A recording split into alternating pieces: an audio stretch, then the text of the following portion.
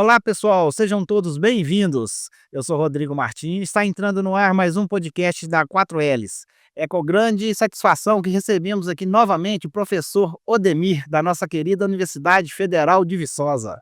Seja muito bem-vindo, professor. Obrigado, Rodrigo. Mais uma vez aqui a oportunidade de discutir, conversar um pouco, trocar uma boa prosa aí com algumas informações, eu acredito que de interesse do público em geral. Professor, nós já fizemos um episódio muito bacana, né? Para quem não assistiu ainda, assiste aí, pessoal. Curiosidades sobre o UFV, um podcast fantástico. E hoje nós vamos falar de quê, professor? Então, primeiramente, me apresentar, né? Eu sou o professor Odemir Baeta, do Departamento de Letras, atuo na graduação em Secretariado Executivo Trilingue e na pós-graduação no mestrado profissional em Administração Pública, o Profiap, e atualmente estou na diretoria, há 7 anos, né, na diretoria do Centro de Ciências Humanas, Letras e Artes. E hoje nós vamos aqui falar um pouco, né, sobre talvez um período mais sombrio mesmo, né, um período que ficou marcado, embora muitos não saibam, né, da trajetória política do nosso viçosense, Arthur da Silva Bernardes. Pessoal, para vocês que estão com a gente e ainda não está inscrito aí, se inscreve aí, deixe o seu like, ative o sininho para receber as notificações das novidades do nosso canal. E peço também vocês para ir lá no Instagram 4Ls Filmes e seguir a gente lá. Professor, Revolução de 1924. Por que que essa revolução ela é considerada como uma revolução esquecida? Então, essa revolução ela é interessante, Rodrigo, se você resolver fazer uma enquete, mesmo em Viçosa, que é a cidade, né, o berço, de Arthur Bernardes, eu te garanto que talvez de 10 entrevistados, teremos 10, respostas negativas, porque essa é uma informação desconhecida, né, do público em geral, não só em Viçosa, mas no Brasil inteiro. E por isso que ela tem esse nome de Revolução Esquecida. Ela é uma revolução, de 1924, como outras que ocorreram nesse período, nas primeiras décadas ali do século passado, pós-proclamação da República. Então, as mais conhecidas são realmente a Revolução de 30 e 32, né, e a Revolução, né, que na verdade é o golpe de 64. A de 24 ela é esquecida realmente porque passa despercebida pela história oficial e pelo conhecimento do público em geral. Por isso que ela é conhecida e retratada como uma revolução esquecida, de um ataque muito, de um ataque de guerra mesmo, né, interna, que o governo Arthur Bernardes, ele, comandou do dia 5 a 28 de julho de 1924 na cidade de São Paulo. Professor, por que ocorreu na cidade de São Paulo? Então, a cidade de São Paulo, e aí só para contextualizar, fazer um pouco um retrospecto para a gente entender o porquê aconteceu essa revolta, em 24 na cidade de São Paulo. Arthur Bernardes ele assumiu a presidência num momento muito conturbado, né, da política brasileira, que foi, o término, da gestão da Epitácio Pessoa, e que já no finalzinho mesmo, né, do mandato dele, nós não tínhamos reeleição, então no finalzinho do mandato dele nós tivemos o levante dos 18 de Copacabana no Rio de Janeiro. Então o que que foi esse levante no Rio de Janeiro? Foi uma tentativa, uma revolta, de 18 tenentes, do Forte Copacabana que resolvem, encarar 3.000 soldados, do governo, federal, né, no Palácio, no Catete, e o resultado realmente foi um desastre. Dos 18, né, só 2 sobreviveram. Então essa foi uma revolta de 22. E a revolta de 24, 2 anos depois, inclusive ela tem simbolicamente a data do dia 5 de julho, o que é justamente a data em comemoração a essa revolta que teve no Rio de Janeiro. E por que que ela ocorreu em São Paulo? Rio de Janeiro, como era a capital da república, já era uma cidade muito bem blindada, né, dificilmente os militares de baixa patente conseguiriam fazer algum tipo de levante no Rio de Janeiro. E então por isso da escolha de São Paulo, e São Paulo era a segunda cidade mais importante da república, era o principal polo industrial do país, né, era uma cidade com 700.000 habitantes já naquele momento, e por isso que a ideia da revolta, ela foi a partir de São Paulo, mas a ideia é que se levantasse um movimento e fosse até o Rio de Janeiro para fazer a derrubada do governo Arthur Bernardes.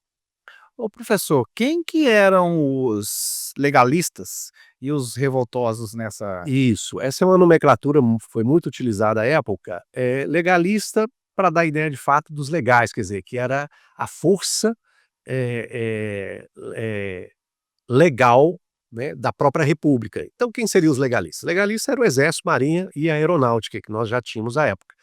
E os revoltosos seriam a parte militares, alguns já da reserva, do próprio exército brasileiro, e alguns da força pública da cidade de São Paulo. O que seria força pública naquela época? É o que é hoje a polícia militar. Então esses eram os revoltosos. Uma outra parte dos revoltosos eram operários, principalmente na cidade de São Paulo, que eles já tinham algumas demandas, em relação aos governos, né, brasileiros, governos centrais, que se juntou, né, isso aí também teve um fator preponderante, por que de ser São Paulo, porque se juntou com esse grupo, de operários que já tinham algumas demandas, algumas queixas em relação ao governo central no Rio de Janeiro. Professor, há relatos que teve uma participação muito grande de estrangeiros e com muitas mortes. Por que a participação deles? É. Então, novamente fazendo a contextualização e o retrospecto, né, nós estamos falando de 1924. Então, a chegada de imigrantes no Brasil, ela passa a ficar mais forte a partir de 1875, coincidentemente próximo ali, né, até o nascimento de Bernardes, com a chegada dos italianos, alemães, e aí com diversos outros estrangeiros até 1908 com os japoneses, né, que era para ajudar nesse esforço, de redimensionar essa força de trabalho, principalmente, na agricultura brasileira, principalmente no cultivo do café. Porque a gente precisa lembrar que em 1888 nós tivemos então a abolição da escravatura e consequentemente foi necessário lançar mão, né, e de fazer um movimento, e isso teve início muito de forma embrionária a partir da chegada de Dom João VI em 1808, mas era uma ideia realmente de você, ter essa força de trabalho. Bom, muitos estrangeiros, eles chegavam por Santos, o Porto de Santos, e muitos acabavam, ao subir a serra, ficava realmente em São Paulo, nem todos procuravam ir para o interior de São Paulo, oeste de São Paulo. E muitos também porque eram estrangeiros e que tinham uma atuação mais em área urbana, na parte mais industrial, né.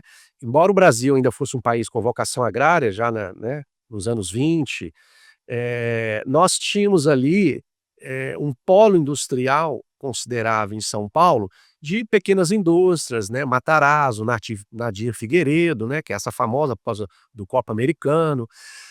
Então ali nós tínhamos muito italianos, alemães, espanhóis, portugueses e húngaros, né. Talvez o húngaro aí é uma parcela, de grupos estrangeiros que foge um pouco à lógica, porque, né, viria ali do leste europeu, do antigo império húngaro, né, austríaco, né, húngaro, austríaco. E esses estrangeiros, eles moravam, nessa região onde, justamente até aconteceu os bombardeios, né, por parte das forças do governo federal. Então esses estrangeiros, eles tiveram uma participação, junto aos militares revoltosos ou dissidentes ou reformados da época. Então foram 513 mortes entre o dia 5 e 28 de julho. Isso dados oficiais, né, mas se fala, há relatos que talvez tenha chegado a 1000 mortes nesse período aí, menos de um mês. E mais de 1.600 feridos, 1.800 imóveis danificados, então realmente foi uma guerra, literalmente dentro do próprio Brasil, né, gerada, provocada pelo próprio governo brasileiro, né, entre, vamos dizer assim, entre irmãos, né, brasileiros atacando brasileiros. Professor, o que que ocorreu de fato em 1924? Então, 24 foi uma tentativa? Primeiro, comemoração do aniversário da revolta que nós tivemos, do levante que nós tivemos, os 18 de Copacabana. E segundo, talvez tenha sido o movimento mais forte numa tentativa de derrubada do governo Arthur Bernardes. Esse período talvez tenha sido o período mais crítico do governo Arthur Bernardes, em que ele de fato viu talvez a possibilidade de ser destituído, né, da cadeira de presidente da República. E então por isso que não é à toa que ele governou em estado de sítio, porque é muito provável que se ele não tivesse decretado estado de sítio, ele não teria chegado ao fim do mandato dele em 1926. E por que então por que a Revolução de 24 ou por que 1924? Bom, então eu tenho a revolta dos 18 de Copacabana em 22. Em 23 a gente tem uma revolta no Rio Grande do Sul, que era uma tentativa de derrubar Medeiros, que era o governador, presidente da província do Rio Grande do Sul, que já estava indo para o 5º mandato, mas só que ele era do partido do mesmo grupo político de Arthur Bernardes, que era o Partido Conservador. Então, acabou que o governo federal conseguiu abafar essa questão no Rio Grande do Sul. E aí, em 24, nós novamente temos essa revolução, que foi o momento, então, de maior risco para o governo Arthur Bernardes à frente da presidência. E qual que é a relação do levante de Copacabana em 22 com a Revolução de 24? Bom, primeiro que a revolta de 22 foi uma revolta suicida, né? Porque 18 tenentes contra 3.000 soldados, né? Impossível.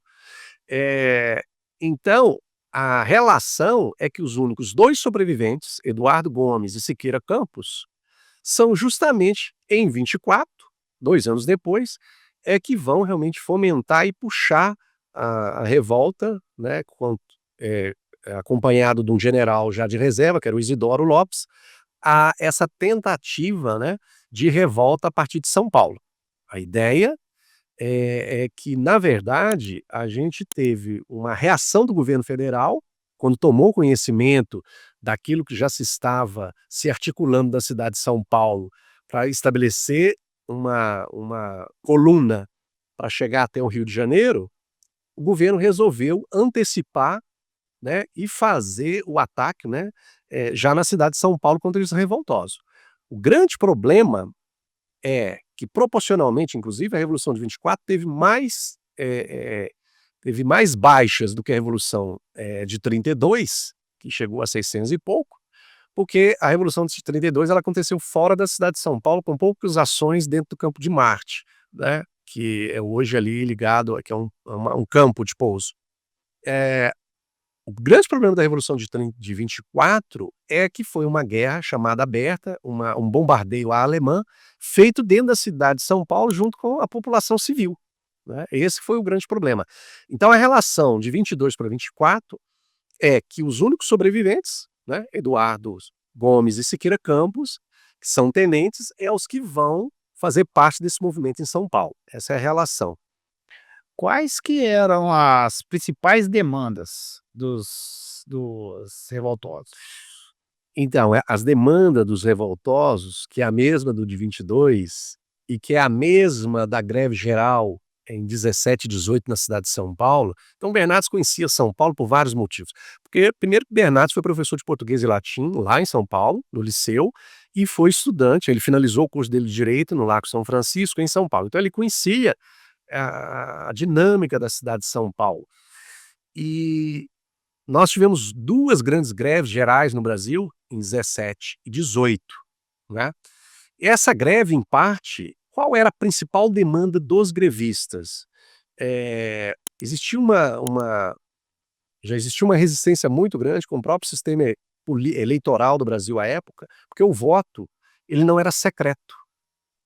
E aí o que acontecia? Pelo fato do voto não ser secreto, é o que a gente chama de voto de cabresto, então aquelas lideranças, os coronéis, né, os chamados currais eleitorais, eles tinham como determinar quem votaria em quem, né? Então o grupo, de maneira geral, isso também parte até dos oficiais de baixa patente também, tinha uma resistência em relação a isso, do voto realmente ser secreto. Então esse é um ponto. O outro era a corrupção que se tinha nas eleições presidenciais após proclamação da República. Existia também demandas por reforma do ensino, reforma tributária e aduaneira. Então, essas são as principais demandas, né, as reformas apresentadas, né, pelos grupos de revoltosos e pelos operários da época. E tinha uma outra demanda, essa mais particular dos operários. Naquela época, Rodrigo, era comum contratar menores de idade, né? Tanto que é interessante que o caso da UFV, da construção da ESAV, nós tivemos vários menores né, tem registros hoje históricos nos assentos funcionais desses menores. Então era uma prática comum. Agora, qual que era o problema de contratar um menor naquele período? Primeiro que o salário dele era 10% do salário do adulto. E existia uma relação de maus tratos em relação a esses menores. Então, por parte dos operários em São Paulo, e existia uma relação com os operários, porque basicamente Arthur Bernardes ele manda atacar os bairros operários. Então, Bexiga, Moca, Liberdade, Aclimação, que é onde realmente estavam morando esses operários, porque esses operários moravam próximo às fábricas e basicamente por isso, né, esse grande grupo de estrangeiros. Então essas eram as demandas apresentadas, e essas demandas, elas novamente vêm à tona na própria Revolução de 30 e 32, e que vai demonstrando o fim de fato dessa República Velha, que a gente chama de Primeira República, mas ela acaba sendo a República Velha posteriormente, né, pela historiografia, e que novamente lá na frente, dando um salto, né, João Goulart também procura fazer algumas reformas de base. Mas a grande questão era principalmente em relação ao voto secreto, né? Ou seja, a população queria que o voto realmente fosse um sufrágio universal, mas resguardado, secreto. Professor, mas por que que o Bernardes mandou destruir São Paulo? Então, essa parte sombria, né, da trajetória e da vida política de Bernardes, o que que acontece? Bernardes, existe uma fala de Assis Chateaubriand a respeito de Bernardes, né. Bernardes foi uma pessoa forjada muito pelo Caraça, né, o famoso Caraça aqui próximo em Catas Altas e Santa Bárbara. Bernardes é um homem muito sério, pouco sorriso, né, e ele viu na possibilidade dessa revolta ganhar espaço e corpo de derrubar o próprio governo, né, no Rio de Janeiro. Então, essa decisão dele foi uma decisão realmente muito extrema, de colocar à disposição tanto a marinha, né, os marinheiros a partir de Santos, a aeronáutica e o exército. E nesse episódio foi a primeira vez que se tem registros, né, do uso de tanques nas ruas. O brasileiro não conhecia, né, tanques de guerra. Então ele coloca os próprios tanques de guerra, né, pra realmente atacar São Paulo, e na área urbana. E o grande problema do ataque era a forma em que se deu esse ataque, entre o dia 5 e 28 de julho, né. Então a ideia dele, por que a ideia dele de destruir São Paulo? Porque como o pessoal ficou entrincheirado justamente junto aos operários, né, ele queria, vamos dizer, varrer de uma vez por toda com todos os revoltosos, independente se estavam vinculados a algumas forças, né, militares ou forças policiais, e dos próprios operários, que na ocasião eles denominavam muito de anarquistas, que era o pessoal já que reclamavam ali por alguns direitos. Então a ideia dele era já cortar na raiz, lembrando que esse movimento, a ideia dele era surgir mesmo, ganhar força em São Paulo e se dirigir ao Rio de Janeiro. Então, ele nessa contraofensiva, ele já foi para São Paulo, e aí como estava na área urbana, por ele pouco importava se fosse necessário destruir a cidade de São Paulo para manter, né, a partir do entendimento dele, da cabeça dele, a governabilidade do país. Pessoal, estamos só começando, hein, pessoal? Aproveita e peço mais uma vez, se inscreve no nosso canal aí, deixa o seu like, ative o sininho, dá essa força, dá essa moral pra gente aí. Professor, Força Pública de São Paulo. Que força era essa? Então, a Força Pública Policial de São Paulo, o contexto da época, por isso que nós denominávamos presidente da província São Paulo, presidente da província de Minas Gerais, Nessa estrutura dos Estados Unidos, da República Brasileira, porque o nome até inicial era Estados Unidos do Brasil, né, seguindo um pouco a ideia dos Estados Unidos da América. Então a República Federativa do Brasil, as nossas unidades, federativas, governos subnacionais, que é hoje que nós entendemos como Espírito Santo, São Paulo e Rio, tinham muito mais poder, né, do que se tem hoje. Então hoje, na verdade, a gente segue um modelo de um poder mais centralizado. Existe um pacto federativo, mas é um poder mais centralizado hoje em Brasília. Mas naquela época, eles tinham mais autonomia. Então essa força pública policial de São Paulo, que hoje é o que nós denominamos, em São Paulo, de Polícia Militar São Paulo, e hoje Polícia Militar de Minas Gerais, que coincidentemente, né, está completando aí 250 anos, eles tinham mais autonomia, inclusive, de ter atuação em outras unidades, né, da federação. Então essa era a configuração, e essa força pública policial, ela não só prezava pela ordem, né, ela não só era uma política ali, preventiva, mas ostensiva, mas era uma espécie, de guarda, do próprio governo da província. Então, por ter justamente essa autonomia. Isso me remete muito, faz lembrar um episódio com, Itamar Franco. Itamar Franco, quando foi governador de Minas Gerais, e a gente teve, um episódio entre, Itamar e Fernando Henrique Cardoso, e ele chegou a mandar a Polícia Militar de Minas Gerais acampar em Furnas, né, que é algo assim, né, um pouco, hoje não faz muito sentido, não se cabe muito, mas naquela época era mais ou menos isso. Você usava então a própria Polícia Militar como uma força, como se fosse a ideia, né, de um próprio exército local. Então é isso, a força pública policial era, né, o que hoje nós denominamos de Polícia Militar. Continuando com nesse assunto, Polícia Militar de Minas, ela participou desse conflito? Sim, a Força Pública Policial de Minas Gerais participou, lembrando que Arthur Bernardes, ele, antes da presidência, ele ocupou, né, a condução de Minas Gerais, da província de Minas Gerais. Então, é óbvio que a Força Pública Policial de Minas Gerais era aliada de Bernardes, assim como a do Rio Grande do Sul, do Rio de Janeiro, obviamente, Espírito Santo.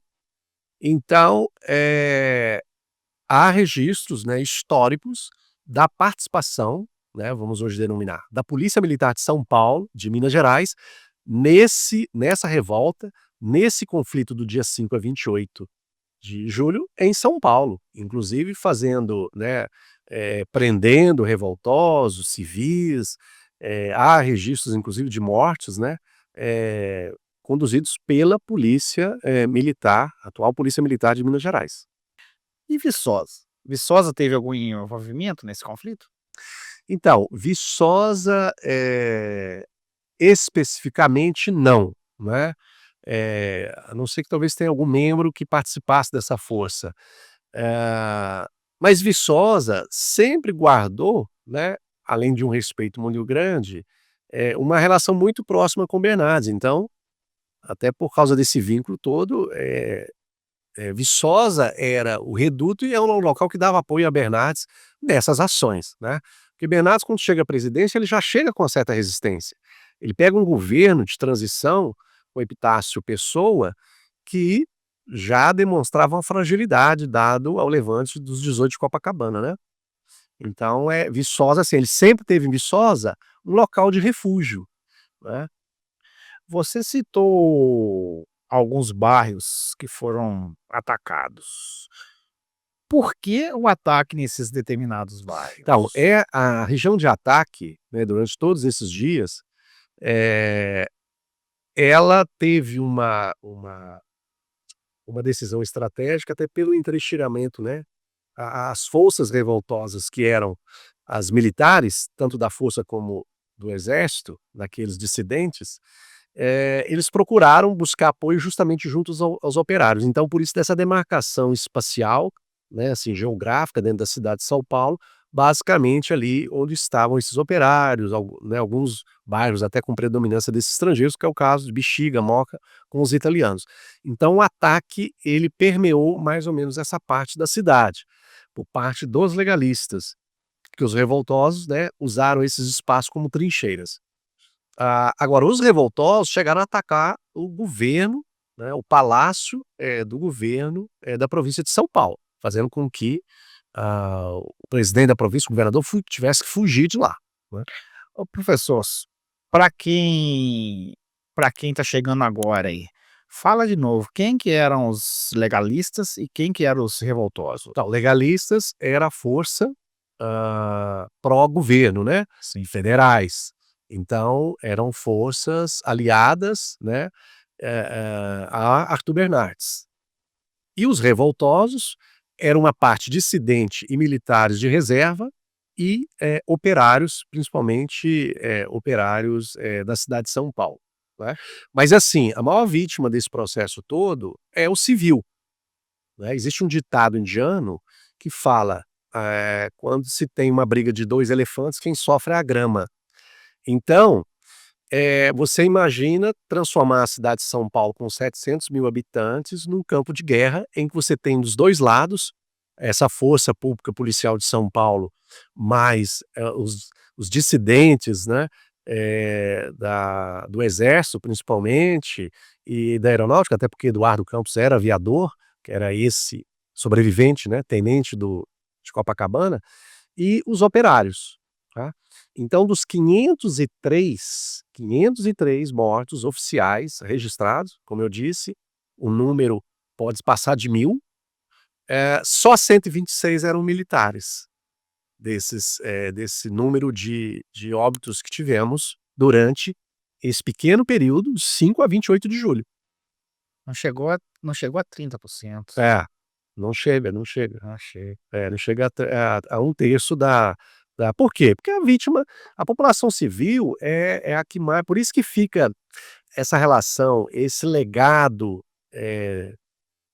nebuloso, sombrio, né, do governo Bernardes na presidência, era o que se questionou muito, né, o porquê de atacar uma cidade aberta como São Paulo. Então assim,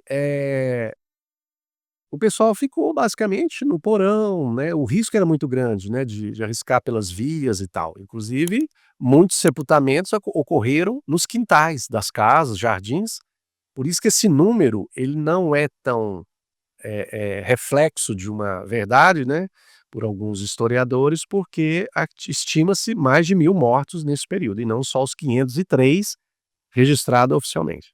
E o governo de São Paulo? Qual que foi a reação do governo de São Paulo? Então, o governo de São Paulo, no primeiro momento, o governo enquanto elemento político da província de São Paulo, né, estava aliada a Bernardes. Quem se revoltou foi a força pública policial da cidade de São Paulo, né, vamos chamar assim, a polícia militar. Ah, por quê? Porque existia um pacto do café com leite, né. Então assim, como existia essa alternância entre Minas e São Paulo, então existia essa parceria já de longa data, né, pós-proclamação da República, não pós-proclamação da República, né, porque quando se tem a proclamação da República, os primeiros presidentes são generais. Essa dobradinha ela vai surgir posteriormente. Então ele estava apoiando Bernardes, né, tanto é que os revoltosos, os rebeldes, né, denominados por alguns, chegou a atacar o governo de São Paulo, né, chegou a esvaziar o governo da cidade de São Paulo. E como não, né, qual foi o desfecho desse conflito? Então, depois do dia 28, é óbvio que o governo mandou para lá 18.000 soldados, né. Então o número, novamente, era desproporcional, né, ele era uma força 6 vezes maior dos revoltosos, né, mas já existiam ali, diferente de Copacabana que era 18 contra 3.000, né, então nós tínhamos ali 18.000, eh eh eh 18.000 soldados do governo federal, contra, né, 3.000 revoltosos, isso mesmo, 3 vezes 18, 18 com 3.000, mas não foi o suficiente. O que que aconteceu após o dia 28? Os rebeldes, tendo certeza, que eles não conseguiriam êxito, né, nessa empreitada de derrubar Arthur Bernardes, e também de risco de não se conseguir anistia, eles resolvem fugir, né? Eles vão para o interior, São Paulo, e depois vão a caminho na divisa ali com o Paraná, até mais ou menos, e vão encontrar com uma outra coluna, uma outra força a partir de Foz do Iguaçu.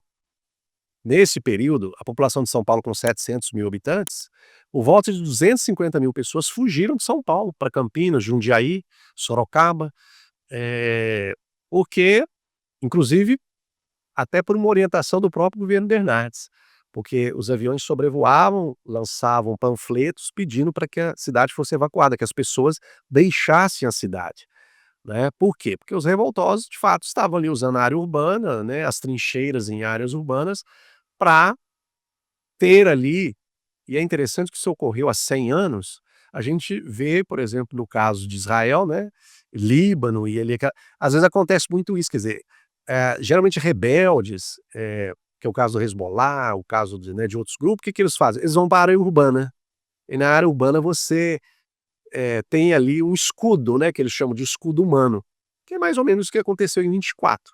A ideia de se entrincheirar, né, em São Paulo, era para ter esse tipo de proteção e também para colocar a opinião pública, a própria população contra o governo Bernardes. Há casos similares, eh, Então, esse ataque?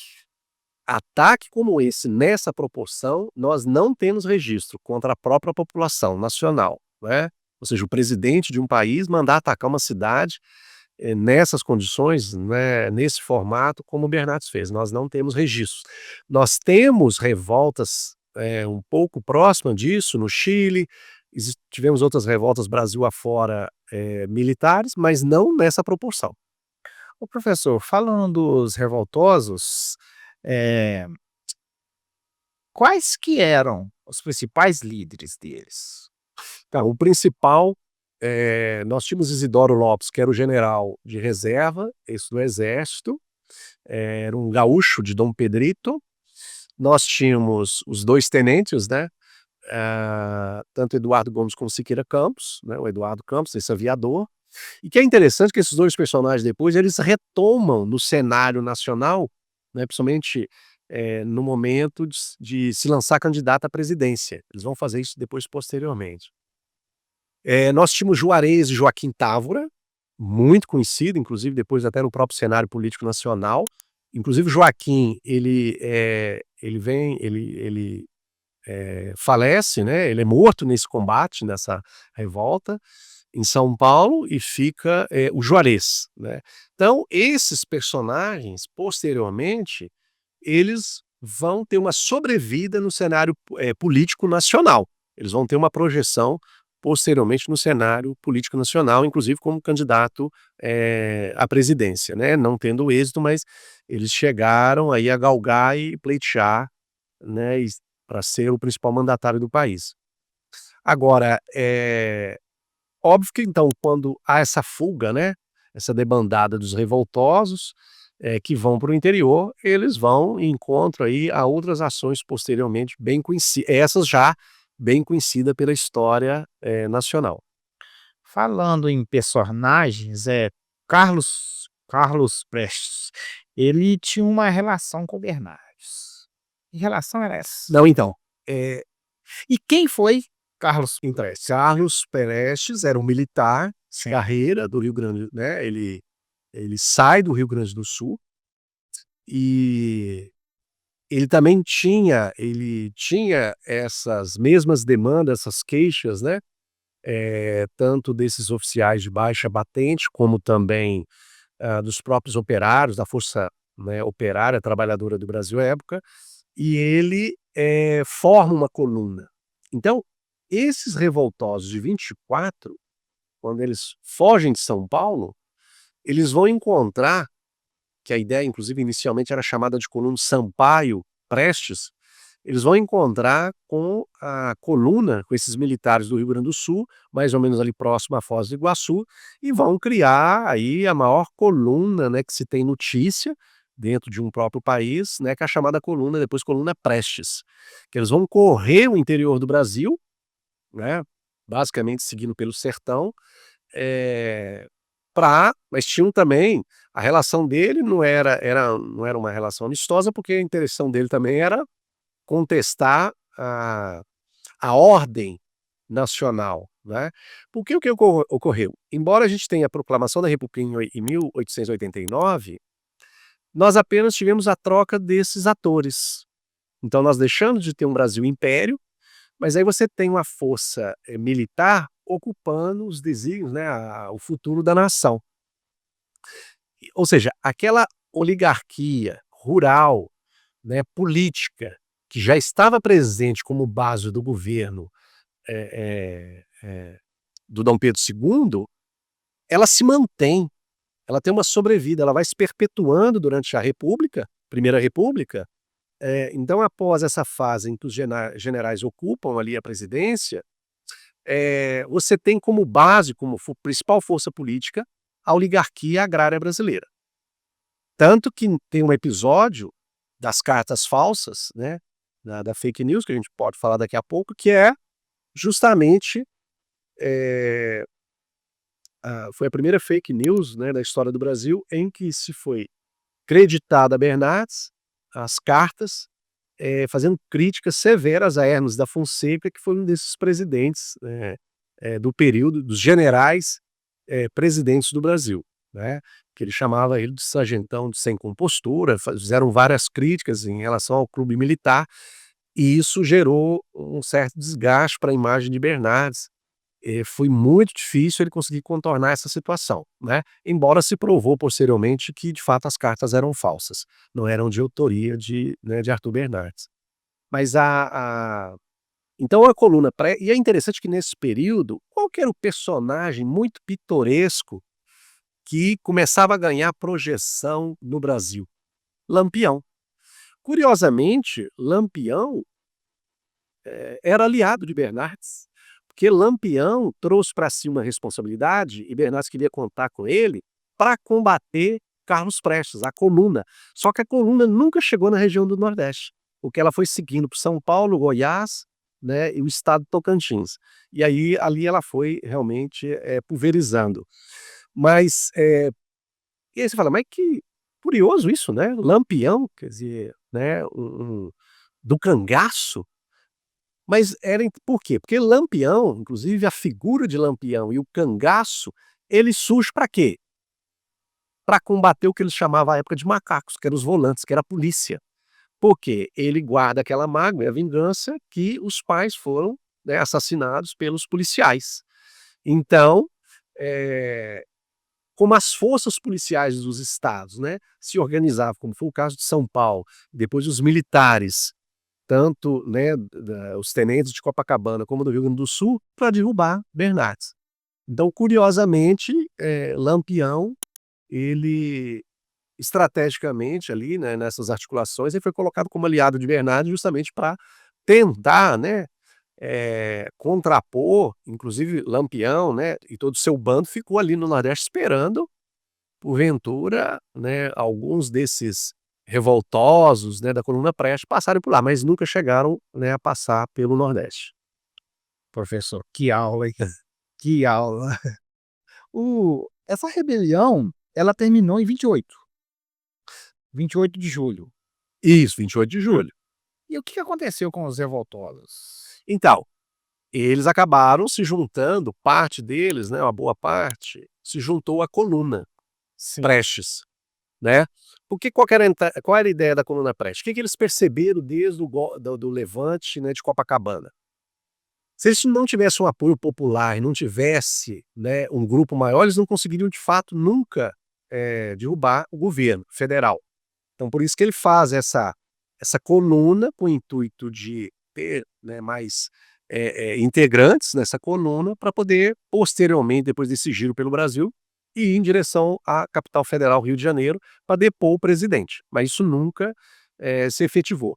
É claro que Carlos Prestes depois ele tenta fazer isso pelos caminhos, né, vamos dizer assim, convencionais, que é o político, né, ele vai depois, se tornar uma liderança muito importante do Partido Comunista.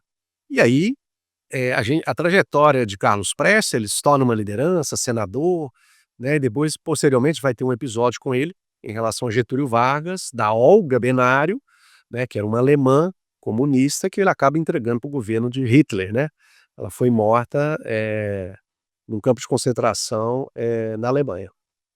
Pessoal, depois de uma aula dessa que o professor Demir está dando pra gente, eu acho que nosso canal merece a sua inscrição, merece o seu like, merece sua curtida hein, né, pessoal? Dá essa força pra gente, hein. Professor, voltando na nos fake news, como que o Bernardes ele provou na época que era fake news? Então, o governo de Bernardes, ele começa a ter uma ação do que posteriormente a gente vai chamar de SNI, que é o Serviço Nacional de Informação, que é a parte de espionagem. Como ele tinha uma força, né, e um grupo de legalistas muito forte, né, que o defendia e o protegia, eles acabaram, através das investigações, identificando os autores dessas cartas, né, que forjaram, não só a carta em si, claro, mas a própria assinatura. E aí acabaram descobrindo esses autores das chamadas cartas falsas, né, que é considerado, assim, politicamente no Brasil, né, o primeiro fake news, da história política, do cenário aí nacional. Quando, professor, nós conversamos para fazer o esse podcast, eu confesso que eu não estava mais por fora que a casca de ovo desse assunto. E dando uma olhadinha aqui e outra ali, eu vi que Bernardes, ele tinha alguns apelidos. Ele tinha Sim, sim. alguns apelidos até engraçados. Que apelidos são esses? Então, de maneira geral, quando você se projeta muito, tem uma visibilidade nacional, isso é muito comum, principalmente com políticos, né? E por que políticos? Porque é um cenário, é uma seara, é uma arena onde basicamente você, em alguns momentos, você é amado ou odiado, né. É interessante no atual cenário brasileiro, a gente tem acompanhado isso, né, amado e odiado ao mesmo tempo, tendo esse tipo de polarização, né, esse tipo de oposição. Então você vai ter a situação e oposição sempre. Isso não foi diferente com Bernardes, né. Então, como eu disse já anteriormente, Bernardes não era um sujeito muito simpático, né, ele não era muito dado ao sorriso, ele era muito sério, né, mais carrancudo, era um sujeito com uma boa oratória, isso vem até pela própria formação dele, né, enquanto estudante de direito, ele era professor de latim e de português no Liceu de São Paulo, ele foi orador da turma dele, ele era muito bom de retórica, né, e durante essa trajetória dele, além da formação dele dentro da área jurídica, ele herdou do senador do Império, Vaz de Mello, que era o sogro, não só, a herança política, ele não foi só o herdeiro político a partir de Viçosa, casando com a filha, né, Clélia Bernardes, mas também ele herdou o jornal, né. Então, Vaz de Mello falece 5 dias depois da eleição dele como vereador a partir de Teixeiras, representando, né, Viçosa. E ele então, assume o jornal. Né, ou seja, o jornal, ele tinha uma importância muito grande, era muito comum os políticos daquele período ter algum tipo de inserção nos jornais. E a oposição da época, a crítica da época, era ferrenha. Também essa era uma outra demanda também muito comum, que era em relação à questão da liberdade de imprensa. Durante a campanha, Bernardes foi alvo de difamação, né, de algumas críticas, de deboches, né, dado realmente a seu estilo. Então, um dos apelidos que Arthur Bernardes, né, teve nesse período era Rolinha, dado Rolinha. Rolinha, de pomba rolinha, né, dada essa sua passividade, esse o jeitinho dele. Era mineiro, mas esse jeitinho dele, né, mais acuadozinho e tal. Então ele tinha o apelido de Rolinha, e tinha também o apelido de Seu Mé, que inclusive foi um sucesso, eh foi um sucesso tremendo na época no carnaval do Rio de Janeiro, porque fizeram uma marchinha do Seu Mé, né, fazendo uma crítica antecipada ainda durante a campanha, em que falava, né: seu Mé, ai, ai, ai, ai, seu Mé, aqui no Palácio do Cadete você não há de colocar os pés", né. E aí na música faz uma crítica que esse queijo já bichou e tal. E o que que é seu Mé, não é? Esse Selmé não tem relação de Selmé de bebê não, né. De mé não, de cachaça não. É porque o mé, se referia ao bode, né. Então as pessoas, porque Arthur Bernardes tinha um rosto muito longo e tal, e aí remetia, né, para o pessoal que ele parecia um bode. Ah, Então era o seu mé, né. Inclusive quando ele toma posse, eh, quando ele vai tomar posse, o pessoal que estava assim, né, acompanhando, que os cariocas eram contrários, né, à posse de Bernardes. Então eles começam, né, desse auditório, fica lá "mé, mé", né, fazendo essa gozação, essa brincadeira com Arthur Bernardes. E, bom, Arthur Bernardes já conhecia também muito bem o Rio de Janeiro antes de chegar à presidência, porque ele foi deputado, né, federal, ele, foi das finanças.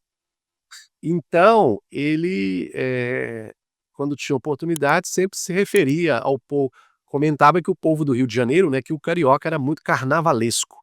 Então esse era o apelido dele dentro dessa seara política. Quando ele é o principal protagonista do ataque de 5 a 28 de julho de São Paulo, aí ele ganhou outro apelido pela imprensa, pela mídia nacional, de o Nero de Viçosa, né, fazendo analogia com o Nero que resolve destruir, acabar com Roma. Então, como Bernardes teve, né, como proposta para se blindar, né, e chegar ao término do seu mandato na presidência, e se fosse preciso ter que destruir São Paulo, ele estava disposto. Então ele acaba ganhando depois também esse apelido, né, essas referências, era muito comum na imprensa nacional, o Nero de Viçosa, dado, né, a origem dele, que era a cidade de Viçosa aí em Minas Gerais. ô professor, o Bernardes, ele foi eleito à presidência em 22. 22. E é verdade que ele já poderia ter sido eleito em 1919? Isso. Então, Arthur Bernardes, além dessa carreira dele meteórica, essa projeção que ele tinha, né, de vereador, presidente da Câmara Municipal de Viçosa, deputado estadual, federal, secretário de Finanças, depois presidente da província de Minas Gerais. Ele estava já na província de Minas Gerais, conduzindo o estado de Minas Gerais, ele já tinha um capital político suficiente para chegar à presidência em 1919. Mas Bernardes, por outro lado, também era muito cauteloso. Bom, 19 ainda estava muito recente, né, as greves gerais em São Paulo. Então, e nessas greves já estava ali no cerne das demandas, das discussões, o próprio processo, o modelo político, brasileiro. E e se ele aceitasse, ele ia romper um pacto que já se tinha estabelecido, né, a partir de Delfim Moreira, que era a alternância Minas-São Paulo, né, a política ali café com leite.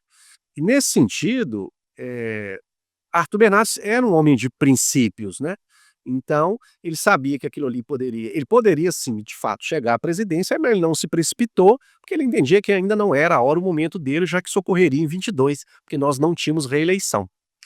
Ah, então, ele tanto que quando o Washington Luiz, que é o sucessor dele, na sequência, que já estava estagnando esse modelo, não indica um mineiro, mas vai indicar um paulista, aí Bernardes colocou o contrário e passa a ter um embate muito grande, né, com São Paulo, na Revolução de 30, que inclusive colocou a própria ESAV, os alunos, à disposição, né, o Belo Lisboa da Revolução. E que aí acaba por abrir caminho a um outro grande personagem da política brasileira, que é Getúlio Vargas. Então, se nós não temos aí, em 30, essa cisão, esse grande problema, né, dessa negociação entre Minas e São Paulo, não teria surgido Getúlio Vargas na história política brasileira, embora Getúlio Vargas era um gaúcho, né, que já estava nas fileiras militares, ele era um militar, advogado de São, né, Borja, e que foi também das finanças, e ele acaba ali lentamente, né, ocupando esses espaços e ganhando essa projeção. Mas Bernardes sim, em 2019, se fosse por uma decisão única exclusivamente dele, ele teria já chegado à presidência, Mas imagina, a gente está falando de um período bem conturbado, né, a gente tem que falar do contexto internacional da Revolução Russa, não é? Então, assim, das greves gerais, a influência que esses estrangeiros traziam para os movimentos operários em São Paulo, né, denominados ali naquele momento de anarquistas, posteriormente esses ex-anarquistas como comunistas, né, do Partido Comunista e essa relação aí com Carlos Prestes. Mas sim, se ele não fosse tão cauteloso, né, e se ele fosse muito pretensioso, ele já sim poderia ter sido presidente do Brasil já em 1919. Agora olha que interessante, para uma pessoa que começou sua carreira política em 1905, né, você imaginar A que ascensão dele. você imaginar num período tão curto, né, é claro que ainda hoje, né, assim, vamos dizer assim, nós temos, políticos não de carreira, mas pessoas que estão aí em cargos políticos também surgiram do nada, né, assim, muito rapidamente. Mas Bernardes, né, teve uma formação, era muito comum os políticos, daquele momento ter a formação na área jurídica. Mas assim, os registros que nós temos e o que se aponta aí por, discussões de vários historiadores, sim, já a partir de 19 já poderia ter sido presidente. O Bernardes tem os que o amam e tem os que o odeiam. Mas uma coisa é fato, o Bernardes ele, pra época, ele tinha a mente, a cabeça dele era bem avançada, não era? Ele era primeiro ele tinha uma boa formação, né, eu acho que isso, ajuda em muito. E como diz Assis Chateaubriand, ele foi forjado pelo Caraça, né, o seu perfil, o seu caráter e tal. Ele tinha uma relação agora nessa revolução, Rodrigo, de 24 é interessante que ele se vê diante de um dilema, porque Bernardes era muito católico. E quando ele determina o ataque à cidade de São Paulo, o bispo tenta fazer uma intervenção, tenta vários contatos com Bernardes para interromper esses ataques, né, e ele não consegue. Isso para ele talvez tenha sido, assim, muito difícil, né, essa decisão. Ele chega até talvez nesse momento ali, diante de uma, não de uma cisão, mas de um momento que foi colocado à prova justamente essa relação que ele tinha, né, com a Igreja Católica. Ele era muito católico.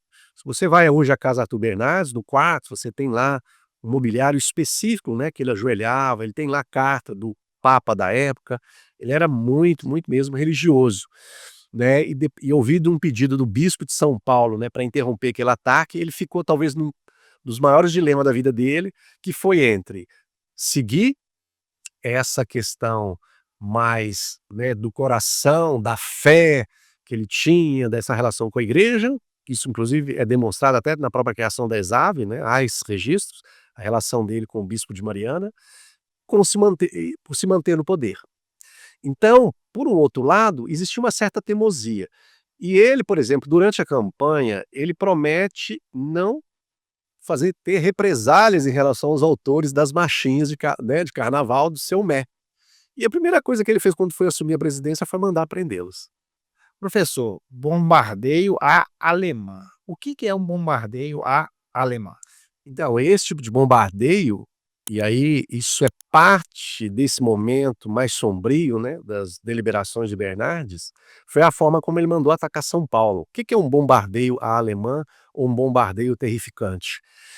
Isso remete à Primeira Guerra Mundial, em que a Alemanha costumava atacar sem um alvo específico. Atra jogava bomba aleatoriamente em cidades abertas, né. Então isso, temos críticos severos, da historiografia brasileira, em relação a essa prática que ele fez durante essa esse movimento de reter, esses rebeldes, né. Porque, como eu disse, do ditado indiano, briga de 2 elefantes, quem sofre é a grama. Então quem sofreu foi justamente a população civil de São Paulo. Há registros detalhados, da população, até porque esses registros ficaram nos anais, nos documentos vinculados à igreja, porque depois, Rodrigo, as pessoas vão pedir indenização ao Estado brasileiro, né, por ter danificado seu imóvel, por ter perdido, de repente, quem era arrimo de família. Então teve ali depois, uma série de pedidos de indenizações, dado a esses efeitos colaterais dessa ação deliberada, por Bernardes. Claro que ele teve apoio dos legalistas, né, da própria do próprio exército brasileiro para esse tipo de ação. Então o bombardeio alemã foi isso. Então os aviões sobrevoavam, jogava bombas ao ermo, os tiros, eles aconteciam de hora em hora, não tinha um alvo em específico, então destruíram fábricas, casas, comércios, né. O que se tem de registro é que foram 1.800 imóveis danificados nesses 23 dias de bombardeio. Professor, o Bernardes, ele chegou a governar o Brasil em estado de sítio. Por que dessa decisão? Então, essa decisão foi tomada por ele, porque como há essa transição do governo de Epitácio Pessoa, eh, em 22, né, a eleição acontece no dias, se eu não me engano, 5 de março de 22, ele, já decreta o estado de sítio, já com uma percepção, um entendimento da dificuldade da governabilidade que se teria a partir do governo dele. Então, eh o governo do Bernardes foi um governo de sobrevida da República Velha, não é? Porque talvez se não fosse Bernardes na presidência nesse momento, como eu disse, ele poderia ter antecipado, há registros, indícios que ele teria condições, capital político eficiente para chegar na presidência em 1919, né, no lugar de Hermes da Fonseca. Eh Ele então dá uma sobrevida, ou seja, um certo fôlego a esse modelo da República Velha para que nós tivéssemos o seu sucessor como último representante desse modelo, que foi Washington Luiz. E se ele não governa em estado de sítio, é quase que certo, isso aí, historiadores relatam, né, ele não conseguiria realmente ter chegado ao fim, né, do mandato dele, em 26. Porque pensa bem, em 22 tivemos o Levante de Copacabana, 23 Revolução Gaúcha, por causa do Medeiros, Borges Medeiros, que era o governador que já estava indo para o 5º mandato, né, que era um oligarca local ali. Em 24 temos esse levante, essa revolta, né, em São Paulo. Então ele vai caminhando para 25, né, finalizando, e assim, eh, uma outra característica do governo Bernardes foi a perseguição implacável dos adversários políticos, do que eles consideravam à época, né, desde quem jogava capoeira, tocava violão, que era, a vadiagem, principalmente na cidade do Rio de Janeiro.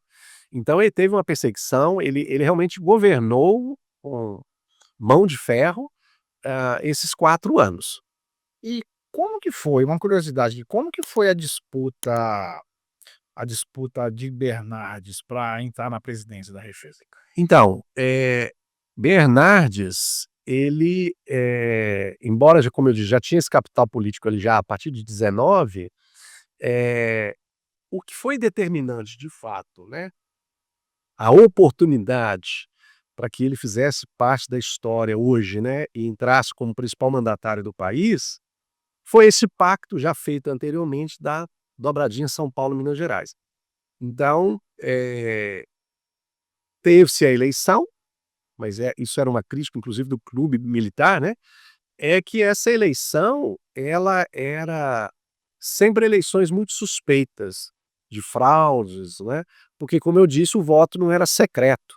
Então existia o voto de cabresto, então determinadas lideranças e caciques políticos regionais, eles acompanhavam, inclusive já tinha ali no bojo quantos votos de fato ele poderia, dar para determinado, né, partidário, determinado aliado.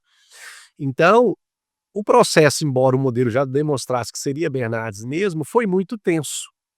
Então as cartas falsas, e os deboches, e a sátira que se fazia através, né, vamos dizer assim, do principal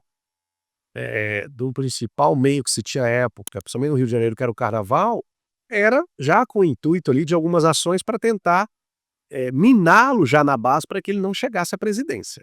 Então, isso faz com que a gente possa hoje fazer uma leitura, né, da determinação que Bernardes tinha e muito interessante. Há relatos dele que ele inclusive entendia isso como um desígnio divino, de que ele tinha que ocupar a presidência da república.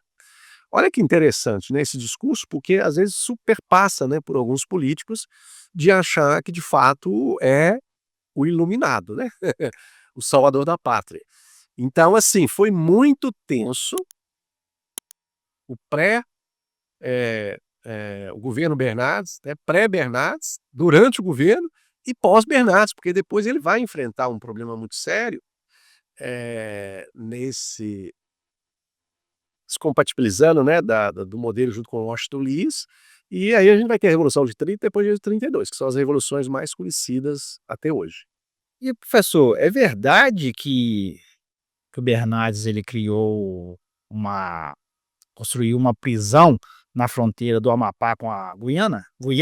Isso mesmo, essa prisão, esse também é um outro legado muito, muito, muito negativo de Bernardes, né. Então Bernardes, claro, tem que ser exaltado, acho que o principal legado dele é a Universidade Federal de Viçosa, hoje denominada assim, né, a antiga Escola Superior de Agricultura e Veterinária em Viçosa, mas isso, né, idealizado por ele ainda enquanto responsável pelo estado de Minas Gerais, a província de Minas Gerais, mas essa prisão que ele faz, né, bem próximo a Oiapoque, na divisa, quer dizer, hoje já se tem uma dificuldade logística, inclusive de se chegar até lá, você imagina isso na década de 20. Esse pessoal era transportado por navio até lá, e ele fazia uma limpa na cidade do Rio de Janeiro, como eu disse, né, aquilo que era classificado como a vagabundagem, né, no Rio de Janeiro, e junto com, adversários políticos.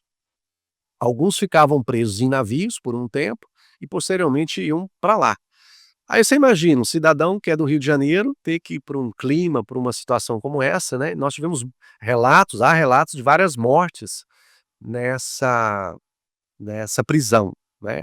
Inclusive tem alguns críticos mais ferozes que inclusive denominavam o espaço como uma espécie mesmo de campo de concentração, porque inclusive dada até essa distância geográfica e a dificuldade de comunicação, era uma forma de você neutralizar, né, esses adversários nessa prisão, no estado do Amapá, quer dizer, no território do Amapá, porque o estado de Amapá é uma configuração ainda muito recente a partir da Constituição de 88.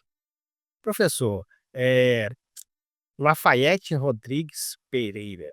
Quem que foi Lafayette? Então, Lafayette Rodrigues Pereira, coincidentemente, que dá nome à minha cidade natal, que é Conselheiro Lafayette, esse era um jurista e ele foi, conselheiro de Dom Pedro II, tá.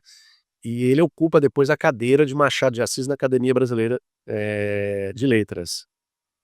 Qual é a relação de Lafayette Rodrigues Pereira com Arthur Bernardes? Bom, a decisão de Arthur Bernardes por atacar São Paulo, e até porque Arthur Bernardes, ele era da área ele era do direito, né, e Lafayette Rodrigues Pereira era um jurista muito conhecido, obras conhecidas até hoje no meio, ele faz uma defesa dentro dessa dimensão que é do direito internacional, de defesa em algumas situações muito específicas que Bernardes até então entendeu que era atacar fazer um ataque a uma cidade aberta, é um ataque alemã numa cidade aberta, né. Porque de maneira geral quando você tem um empate militar, ele acontece fora dos muros das cidades, né, ou quando ocorre, há um pacto, né, de não fazer isso, né, há um pacto, de você não destruir determinados monumentos, há tudo isso. Agora, Arthur Bernardes, ele é muito interessante porque o governo dele, Brasil era o 7º maior investidor na Liga das Nações, que é o que vai dar origem à ONU, né. E Bernardes, ele acaba retirando o Brasil das Ligas das Nações, no período do governo dele, ele também teve alguns embates, né, na esfera internacional, mas ele vai usar Lafayette Rodrigues Pereira, esse jurista, que faz essa defesa. Então, essa ação que Bernardes fez em 24, ela é defendida e condenada. Então, já naquela época você tem, assim, grandes vultos e intelectuais que escreveram, ora a favor, ora contra essa decisão, né, de ataque, à cidade de São Paulo, né, em querer destruir a cidade de São Paulo. Moacir Assunção, qual que era a relação dele com Bernardes? Não, então, Moacir Assunção, porque a importância de se falar de Moacir Assunção, que é um jornalista e historiador, né, que é mestre em história social. Moacir Assunção é hoje o principal jornalista brasileiro, mestre em história social, que mais conhece e que deu voz a justamente aquela população invisível de São Paulo, através de registros históricos, cartas, né, documento, em que ele revisita o passado, há quase 100 anos, e resolve dar vida a esses personagens, né, desse período conturbado de 23 dias em que São Paulo esteve sob ataque, né, do próprio governo federal. Então, e o que é interessante, em Moacir Assunção? É que ele é um jornalista, mas é um jornalista que trabalha muito, de fato, com a fundamentação, com a cientificidade para se trazer e discutir alguns dados. Por que é importante falar de Moacir Assunção em relação, talvez, a outros jornalistas que, por vezes, descrevem Bernardes como o pior presidente da república, né. Então nós temos alguns jornalistas que, o nomeiam, mas nomeiam mais dentro de uma lógica um pouco mais sensacionalista, para buscar uma ridicularização e buscar talvez ali, maiores curtidas e tudo mais. Então, Moacir Assunção, Laurentino, são jornalistas que trabalham com essa dose, com a história, para se discutir questões e fatos históricos né, com um teor jornalístico. Acho que isso aí que é muito importante. Então, Moacir Assunção é hoje um jornalista que mais sabe o que ocorreu, em 1924, né, entre 5 e 28 de julho de 24. Professor, estamos chegando ao final. Gostaria de agradecer sua presença. Você vai voltar aqui de novo, sabemos disso, né. Olha, presenciar você falando é maravilhoso. Você deu uma aula que hoje mostrou que você é conhecedor da história do Bernardes e eu, sim, nós aqui da 4Ls ficamos muito, como é que eu posso falar? Lisonjeados com a sua presença e espero que a gente vai falar muito mais coisa ainda de Bernardes aqui dentro desse estúdio.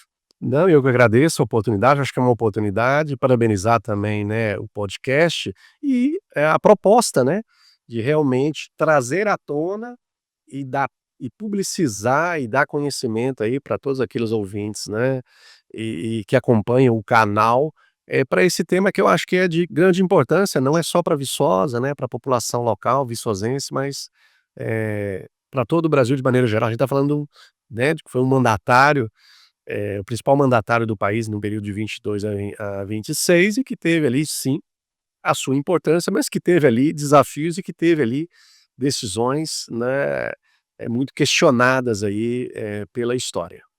Pessoal, depois de uma aula dessa, nós merecemos aquela curtida, nós merecemos que vocês se inscrevam aí no nosso canal, deixe o seu like aí, ative o sininho, segue a gente em todas as redes sociais. Até o próximo episódio.